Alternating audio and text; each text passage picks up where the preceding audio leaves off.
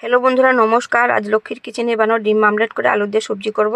ডিমটা ফাটিয়ে নিয়েছি, পরিমাণ মতো নুন দিয়ে দিয়েছি, পেঁয়াজ কুচি দিয়ে দিয়েছি, লঙ্কাও দিয়ে দিয়েছি, হলুদ গুঁড়া দিয়ে দিয়েছি। ভালো করে আমি ফেটিয়ে নেব, যাতে হলুদগুলি দানা দানা হয়ে না থাকে, তার জন্য ভালো করে ফেটে নিতে হয়। ফেটানো হয়ে গেছে, দিয়ে মশলাও রেডি করে নিয়েছি, জিরা ধনিয়া লঙ্কার গুঁড়া হলুদ গুঁড়া দিয়ে আলু কেটে ধোয়াও হয়ে গেছে। মশলার জন্য আমি রেডি করে নিয়েছি, পেস্ট করা হয়ে গেছে। কড়াইতে তেল দিয়ে দেবো একটু, আগে একটু ছিল। ডিম আমলেটটা আমি করে নেব।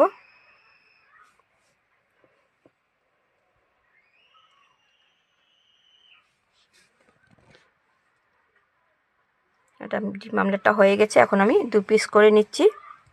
এভাবে করে সব আমলেটগুলি হয়ে গেছে করা। তারপর জিরা সম্বার দিয়ে দিয়েছি, শুকনো লঙ্কা তেজপাতাও দিয়ে দিয়েছি, আলু ঢেলে দিয়েছি। আলুটাকে ভালো করে আমি লাল লাল করে ভেজে নেব। লাল লাল হয়ে গেছে, কত সুন্দর লাগছে কালারটা। মশলা দিয়ে দিয়েছি পেস্ট করা, জিরা ধনিয়া লঙ্কার গুঁড়ো হলুদ গুঁড়োও দিয়ে দেব। পরিমাণ মতো নুন দিয়ে দেব।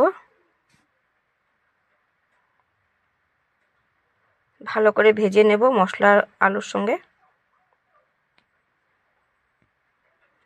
ভাজা ভাজা হয়ে গেছে, দেখুন মশলা ভাজা হয়ে গেছে, আলু সিদ্ধ হয়ে গেছে মোটামুটি।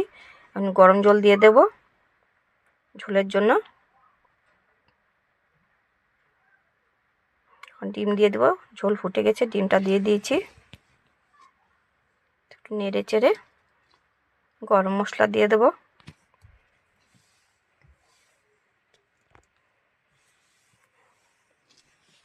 সবজিটা কত সুন্দর হয়েছে কালারটা। ডিম আমলেট করে খেতে খুব ভালো লাগে। দেখুন তুলে নিয়েছি প্লেটে। ভালো লাগলে লাইক অ্যান্ড সাবস্ক্রাইব কমেন্ট করবেন। আপনারা এভাবে বানিয়ে খাবেন।